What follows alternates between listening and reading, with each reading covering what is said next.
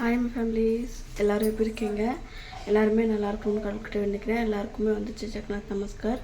இன்றைக்கி என்ன வீடியோ பார்க்க போகிறோம் அப்படின்னு பார்த்தீங்க அப்படின்னா, தொடர்ந்து நான் ஏதாவது ஒன்று ஃபேஸ் பண்ணிக்கிட்டே இருக்கேன். தெரியல எனக்கு இந்த இயர் பெட்டர் இல்லையா என்ன அப்படின்றத உங்களுக்கே தெரியும்னு நினைக்கிறேன். என்னோடய ஃபேஸை பார்த்தாவே எப்படி கண் ஃபேஸ் ஃபுல்லாகவே வீங்கிருக்கு, கையுமே அதே மாதிரி தான். இந்த சைடு ஃபுல்லாகவே எனக்கு வீங்கிருக்கு, காலுமே எனக்கு வீங்கிருக்கு. நேற்று இதை விட மோசமாக இருந்துச்சு, அதனால தான் என்னால் வீடியோ போட முடியல. கொஞ்சம் லைட்டாக தான் இதாக இருக்குது. எனக்கு ரொம்ப அதிகமாக யோசிக்கிறதுனாலே இந்த மாதிரி ஆகுதான்னு தெரியல. எனக்கு ரொம்பவே முடியாமல் இருந்தேன். ஞாயிற்றுக்கிழமை போய் ட்ரிப்ஸ் எல்லாமே போட்டு வந்தேன். அது நீங்கள் பாருங்கள். பார்த்ததுக்கப்புறம் உங்கள்கிட்ட இதனால் எனக்கு இந்த மாதிரி நடந்துச்சுன்றதை நான் உங்கள்கிட்ட ஷேர் பண்ணுறேன். வாங்க வீடியோக்குள்ளே போகலாம். இப்போ தான் நீங்கள் என்னோடய சேனலில் பார்க்குறீங்க அப்படின்னா ப்ளீஸ் சப்ஸ்கிரைப் பண்ணிவிட்டு சப்போர்ட் பண்ணுங்கள். வாங்க பார்க்கலாம். ஹாஸ்பிட்டலில் இருந்து நான் தனியாக தான் இது பண்ணேன். அதுக்கப்புறம் லாஸ்ட்டில் அவர்கிட்ட சொல்லி வரும்போது அவரை கூப்பிட்டுட்டு வர சொல்லியிருந்தேன். பாருங்கள்.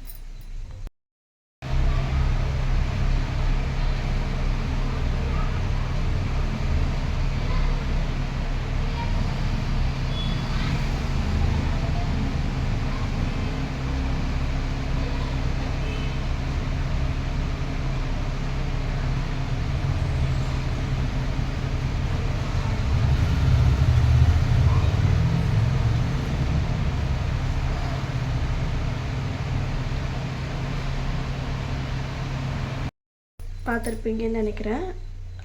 திடீர்னு ரொம்ப 3 டேஸாக எனக்கு ஃபீவரை ஆரம்பிச்சிட்டு இருந்துச்சு. அப்போது எனக்கு அந்தளவுக்கு தெரியல. சரி, ஏதோ நார்மலாக கிளைமேட் இங்கே ரொம்பவே சேஞ்ச் ஆகிட்டுருக்கு பாருங்கள். இப்போ வெயில் கொஞ்சமாக லைட்டாக அடிக்குதுங்களா, இன்னும் கொஞ்சம் நேரம் ஆச்சுன்னா காற்று அடிக்குது. அந்த மாதிரி கிளைமேட் ரொம்ப சேஞ்ச் ஆகுது. ஸோ அதனால் அதை அதிகமாக இது பண்ணல. அதுக்கப்புறம் ரொம்ப வீக் ஆகிட்டேன். ஞாயிற்றுக்கிழமை சுத்தமாக முடியல. என் வீட்டுக்காரர் வேலைக்கு போயிட்டாங்க. நான் எப்படி ஹாஸ்பிட்டல் வரைக்கும் போகிறேன் அப்படின்றதே ஒரு டாக்காக இருந்துச்சு. என்னால் சுத்தமாக முடியாமல் நான் ஹாஸ்பிட்டலுக்கு போயிட்டு அங்கே போய் பார்க்கும்போது ரொம்ப லோ பிபியாக இருந்திருக்கீங்க, இந்தளவுக்கு எப்படி இருக்கும், நீங்கள் இன்னும் கொஞ்சம் லேட்டாக பண்ணியிருந்தால் கூட நீங்கள் சுத்தமாகவே நினைவில்லாத மாதிரி ஆகிருக்கும், இன்ஜெக்ஷன் போடவா இல்லை ட்ரிப்ஸ் ஏற்றவா அப்படின்னு சொன்னாங்க. அவங்க கன்ஃபார்மாக ட்ரிப்ஸ் ஏற்றி தான் ஆகணும். நீங்கள் இன்ஜெக்ஷன் போட்டாலும் 1 டே 2 டே அந்த மாதிரி தான். அதுக்கப்புறம் திருப்பி ஹாஸ்பிட்டலுக்கு வர மாதிரி இருக்கும். நீங்கள் ட்ரிப்ஸ் ஏற்றிக்கோங்க அப்படின்னு சொல்லிட்டு 3 பாட்டில் போட்டிருந்தாங்க. ஆல்ரெடி நீங்கள் பார்த்துருப்பீங்கன்னு நினைக்கிறேன். அதை போட்டுட்டு வந்ததுக்கப்புறம் லைட்டாக தலைபாரமாக இருந்துகிட்டே இருந்துச்சு, கோல் உள்ளுக்குள்ளே இருக்கிற மாதிரி இருந்துக்கிட்டே இருந்துச்சு. சரி ஓகே அப்படின்னு சொல்லிட்டு நானும் கம்மினாயிட்டேன். அதுக்கப்புறம் திங்கக்கிழமை எப்போதும் போல் எழுந்திரிச்சு பார்க்குறேன். எனக்கு இந்த சைடு ஃபுல்லாகவே இவ்வளோ பெருசாக வீங்கிட்டுருக்கு. இப்போயாச்சும் எனக்கு ஒரு நார்மலாக என்னோடய ஃபேஸ் என்னால் இதாகுது. அப்போது என்னால் பேசக்கூட முடியல, இப்படி ஆன்னு கூட பண்ண முடியல. இப்போயும் லைட்டாக அந்த அளவுக்கு இருக்குது. என்னால் வாய்ஸ் ரைஸ் பண்ணவே முடியல. எனக்கு என்ன சொல்கிறதுன்னு எனக்கு தெரியல. 2 டேஸ்க்கு மெடிசன்ஸ் கொடுத்தாங்க, சாப்பிட்டேன். பட் இந்த இடம் தான் எனக்கு வலிக்குது என்னன்னு தெரியல. இந்த செவத்தை இந்த காது ஓரமாக இந்த இடத்துல இதனால் இந்த மாதிரி ஆகுன்றதை நீங்கள் எனக்கு மறக்காமல் சொல்லுங்கள். ரொம்ப கோல்டாக ஆயிடுச்சு அப்படின்னா இந்த மாதிரி எனக்கு ஆனதே இல்லை. ஃபஸ்ட் டைம் எனக்கு ஃபேஸ் இந்த மாதிரி இருக்குது. அதுவும் நான் வேலைக்கு போகும்போது எனக்கு இந்த மாதிரி நடக்குது அப்படின்போது எனக்கு என்ன சொல்கிறதுன்னு தெரியல. எனக்கு மட்டும் பிரச்சனைங்க தேடிட்டு வருதா, இல்லை நானாக தான் பிரச்சனையை தேடிட்டு போகிறேன்னா அப்படின்றது எனக்கே கன்ஃபியூஷன் ஆகிற அளவுக்கு எனக்கு நடந்துகிட்ருக்கு. உங்களுக்கே தெரியும், ஒரு பெரிய ப்ராப்ளம்லேருந்து மீண்டு இப்போ தான் க்யூர் ஆகலாம் அப்படின்னு சொல்லிட்டு கொஞ்சம் நார்மலான திருப்பி பார்த்தீங்க அப்படின்னா ஃபீவர் வந்துச்சு. ஃபீவர் வந்ததுக்கப்புறம் லோ பிபி ஆகிடுச்சு. லோ பிபி ஆனதுக்கப்புறம் ஃபேஸ் வீங்குது. எனக்கு என்ன சொல்கிறதுன்னு எனக்கு தெரியல. வேலையும் என்னால் விட முடியல. ஏன்னா இந்த மாதம் மேபி இருக்கலாம், இந்த மாதம் பாதியில் கூட அவங்க எடுத்துருவாங்க. இல்லைன்னா இந்த மாதம் ஃபுல்லாகவே கூட கம்பெனி ரன் ஆகும். அவங்க வேறு இடத்துல ஷிஃப்ட் பண்ண போகிறாங்க. எங்களால் அந்த இடத்துக்கு போக முடியாது. அவங்க கூப்பிட்டாங்க, பட் நம்மளாலலாம் போக முடியாது. உங்களுக்கே தெரியும், இங்கேருந்து 1 ஹவர் ட்ராவலுக்கு நம்ம போனோம்னா, அப்போ இங்கேருந்து நான் 7:30க்கு தான் நம்ம கிளம்புற மாதிரி இருக்கும். நம்மளுக்கு அதெல்லாம் செட்டே ஆகாது. என் கை கூடமே வீங்கிட்டுருக்கு பாருங்களேன். இந்த கைக்கும் நிறைய டிஃப்ரென்ஸ் இருக்குது. எனக்கு என்ன ஆகுதுன்னு எனக்கே தெரியல ஃப்ரெண்ட்ஸ். எனக்கு என்ன சொல்கிறதும் தெரியல. சரி இன்னைக்கு வேலைக்கு போயிட்டு அதுக்கப்புறம் வந்து ஹாஸ்பிட்டலுக்கு போகலாம் அப்படின்னு முடிவெடுத்த. காலையிலேயே ஹாஸ்பிட்டல் போகலான்னு தான் நினச்சேன். சரி இப்போ எனக்கு கொஞ்சம் ஓகேவாக இருக்குது. சரி இதை முடிச்சுக்கிட்டு அதுக்கப்புறம் பார்த்திங்கன்னா சாயந்தரம் மேலே தான் டாக்டரும் வருவாங்க, அவங்க எனக்கு பார்த்தவங்க. சரி அதுக்கப்புறம் வந்து நம்ம வந்து ஈவினிங்காக வந்து போய்க்கலாம் அப்படின்னு சொல்லிட்டு நானும் நினச்சிக்கிட்டேன். வீட்டுக்காரர்கிட்ட சொன்னேன். அவங்க போவாதான் நீ வேலைக்கு அப்படின்னு சொன்னாங்க. இல்லை இப்போதைக்கு வந்து நம்ம வேலைக்கு போகாமல் இருந்தோன்னா இருக்கிறது இந்த ஒரு மாதம் தான். அதுக்கப்புறம் வேலை கிடைக்குமா கிடைக்காதா அப்படின்றது வந்து கொஸ்டின் மார்க் தான். தேடி பார்க்கலாம், என்ன நடக்குதுன்னு தெரியல. நான் சமைக்கவே இல்லை இன்றைக்கி, என்னால் முடியல. இன்றைக்கி என் ஹஸ்பண்டுக்கு வந்து லீவாக, புதன்கிழமை போன ஞாயிற்றுக்கிழமை அவங்களுக்கு வேலை இருந்துச்சு. இந்த புதன்கிழமை வந்து லீவ் கொடுத்துருக்காங்க. ஸோ அதனால நான் சமைச்சிக்கிறேன், உன்னால் முடிஞ்சால் போயிடலன்னா வேணாம் அப்படின்னு சொல்லிட்டு இப்போ தான் மார்க்கெட்டுக்கு வந்து போயிருக்காங்க. போயிட்டு மதியத்துக்கு மேலே அவர் சமைச்சு வச்சுருவாங்க. நீங்கள் என்ன சொல்கிறதுன்னு எனக்கு தெரியல. எனக்கு மட்டும்தான் இந்த மாதிரி பிரச்சனைங்க தேடி தேடி வந்துக்கிட்டு இருக்கா, இல்லை என்னன்றது எனக்கு வந்து சுத்தமாக தெரிய மாட்டேங்குது. ஒருவேளை உங்களுக்கு ஏதாவது தெரிஞ்சிச்சு அப்படின்னா தயவு செஞ்சு எனக்கு சொல்லுங்கள். ஸோ அதனால தான் நான் வந்து வீடியோவே போடுறேன். ஏன்னா 1 டே அப்படின்னா ஓகே, தொடர்ந்து இதோட சேர்த்து 4வது நாள் ஆகிட்டுருக்கு. ஃபேஸ் வந்து வீக்கம் கம்மியாக ஆகிற மாதிரி எனக்கு ஃபீல் ஆகலை. அன்றைக்கி மண்டே மார்னிங் வந்து இன்னும் கொஞ்சம் பெருசாக இருந்துச்சு. அதுக்கப்புறத்துலேருந்து இப்படியே தான் இருக்குது, கம்மியாக ஆக மாட்டேங்குது. இன்னும் நேற்று இன்னும் கொஞ்சம் அதிகமாகிட்டு இருந்துச்சு. எதனால் அதிகமாச்சுன்னு தெரியல. கொஞ்சம் எனக்கு சொல்ல தெரியல எதனால் இந்த மாதிரியா இருக்குது அப்படின்ட்டு. உங்களுக்கு ஒரு வேளை தெரிஞ்சிச்சு அப்படின்னா மறக்காமல் வந்து கமெண்ட்டில் சொல்லுங்கள் ப்ளீஸ். நான் வந்து நான் என்ன வேலை செய்கிறேன் அப்படின்றத உங்களுக்கு வந்து வீடியோ போடலாம்னு நினச்சிட்டு எவ்வளவோ ட்ரை பண்ணுறேன். என்னால் அந்த வீடியோ வந்து போடவே முடிய மாட்டேங்குது, அதுக்கான டைமும் கிடைக்க மாட்டேங்குது. கண்டிப்பாக முடிஞ்சால் நான் நாளைக்கு வீடியோவில் வந்து உங்ககிட்ட வந்து ஷேர் பண்ணுறேன்.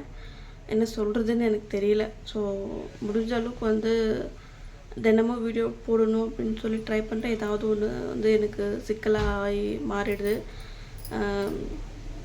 இதுக்கு மேலே நான் என்ன பேசுறதுன்னு எனக்கு தெரில ஃப்ரெண்ட்ஸ். உண்மையாகவே நிறைய பேர் வந்து சப்போர்ட் பண்ணியிருந்தீங்க, ரொம்ப ரொம்ப தேங்க்ஸ், ரொம்ப நன்றி. இந்த அளவுக்கு வந்து சப்போர்ட் பண்ணதுக்கு. நிறைய பேர் வந்து உங்கள் அம்மா வீடு வந்து சொந்த வீடா அப்படின்னு கேட்டிருந்தீங்க. ஆமாங்க, சொந்த ஊர் வந்து கொத்தூர், சொந்த வீடுமே அங்கே தான் இருக்குது. அங்கே போகலையா சொல்லிட்டு நிறைய பேர் கேட்குறீங்க. அதுக்கான ரீசன் நான் ஆல்ரெடி வீடியோ போட்டிருக்கேன். செக் பண்ணாதவங்க தயவு செஞ்சு செக் பண்ணிவிட்டு அதுக்கப்புறம் நீங்கள் வந்து சொல்லுங்கள். எனக்கு என்ன சொல்கிறதுன்னு தெரியல. மறுபடியும் ஒரே விஷயத்த வந்து ரிப்பீட் பண்ண வேண்டாம்னு நினைக்கிறேன். ஸோ அதனால் புரிஞ்சுப்பீங்கன்னு நினைக்கிறேன். நெக்ஸ்ட் டைம் வந்து அம்மான்றதை நீங்கள் எடுக்க வேண்டாம் ப்ளீஸ். எனக்கு கொஞ்சம் கஷ்டமாக இருக்குது.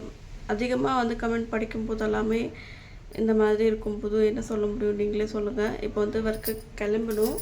சரி கொஞ்சம் வீடியோ எடுத்து போட்டுடலாம், போட்டு கிட்டத்தட்ட 4 நாள் ஆகுது அப்படின்னு சொல்லிட்டு தான் உங்களுக்கு வந்து அதுவும் இதனால் இந்த மாதிரி ஆகுன்றதை வந்து உங்களுக்கு தெரிஞ்சவங்களுக்கு வந்து மறக்காமல் வந்து கமெண்ட்டில் சொல்லுங்கள். அப்போ தான் இதுக்கு என்ன பண்ணி க்யூர் பண்ணணும்னு தெரியல. அதனால தான் கேட்குறேன். ஒருவேளை குளுக்கோஸ் ஏற்றதுனால அந்த மாதிரி எனக்கு ஃபேஸ் வீங்கி இருக்கா, நார்மல் ஆகிடுமா அப்படின்றத முதல் கொண்டு நீங்கள் வந்து எனக்கு சொல்லுங்கள். அப்போ தான் நான் வந்து கொஞ்சம் ரிலாக்ஸ் ஆக முடியும்.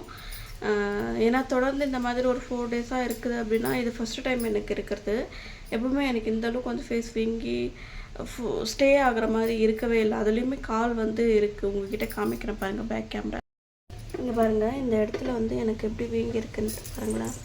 கால் கொலுசு வந்து அப்படியே டைட்டாக பிடிச்சிக்கிற மாதிரி இருக்குறாங்க, உங்களுக்கு தெரியும் நினைக்கிறேன். இந்த காலுமே அதே மாதிரி தான் வீங்கி இருக்குது. இந்த இடத்துல பாருங்கள் எப்படி வீங்கி இருக்குன்ட்டு.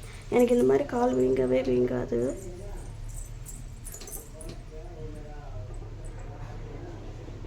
தெரியுதான்னு தெரியல. இங்கே பாருங்கள் எப்படி வீங்கி இருக்குன்ட்டு. இந்த காலமும் அதே மாதிரி தான் இருக்காங்க பாருங்கள்.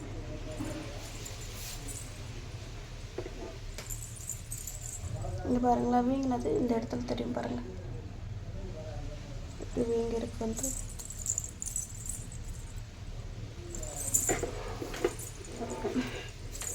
என்ன சொல்கிறதுன்னு தெரியல. இந்த மாதிரி ஏதாவது இருந்துச்சுன்னா சொல்லுங்கள் எனக்கு. கொஞ்சம்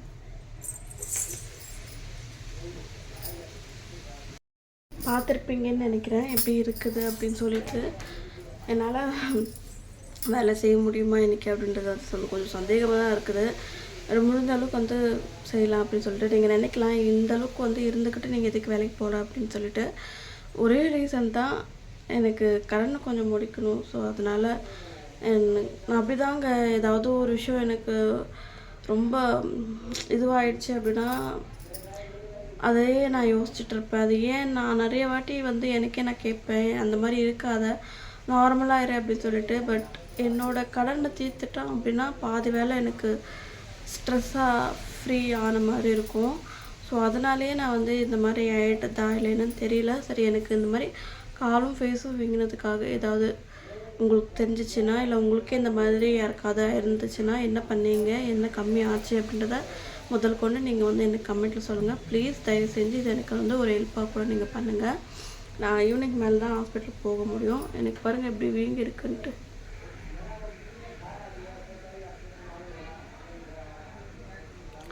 இந்த இது வருங்களா எப்படி எப்படி வீங்கிட்டு இருக்கு இந்த இடத்துலலாம்.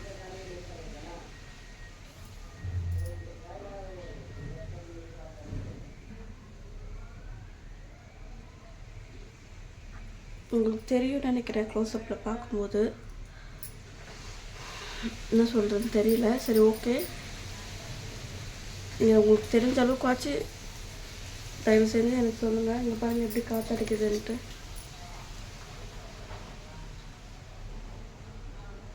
இந்த காற்றுக்கு இந்த கிளைமேட்டுக்கு என்ன சொல்கிறதுன்னு எனக்கு தெரியல. சரி, ஓகே, தயவு செஞ்சு எனக்கு மறக்காமல் வந்து கமெண்ட்டில் சொல்லிவிடுங்க. என்ன பண்ணால் இதுக்கு ஏதாகும், இல்லை ஹாஸ்பிட்டல் தான் போகணுமா அப்படின்றத. ஒரு வேளை மதியத்துக்கு மேலே கொஞ்சம் அதிகமாகச்சுன்னா மதியமே ஆஃப் டே லீவ் போட்டு அப்படியே ஹாஸ்பிட்டல் போயிட்டு வரேன். மார்னிங் டைமில் அந்த டாக்டர் இருக்க மாட்டாங்க. ஸோ அதனால தான் வேலைக்கு போகிறேன். ஸோ பார்க்கலாம் என்ன நடக்குது. பாய் எல்லாருக்கும்.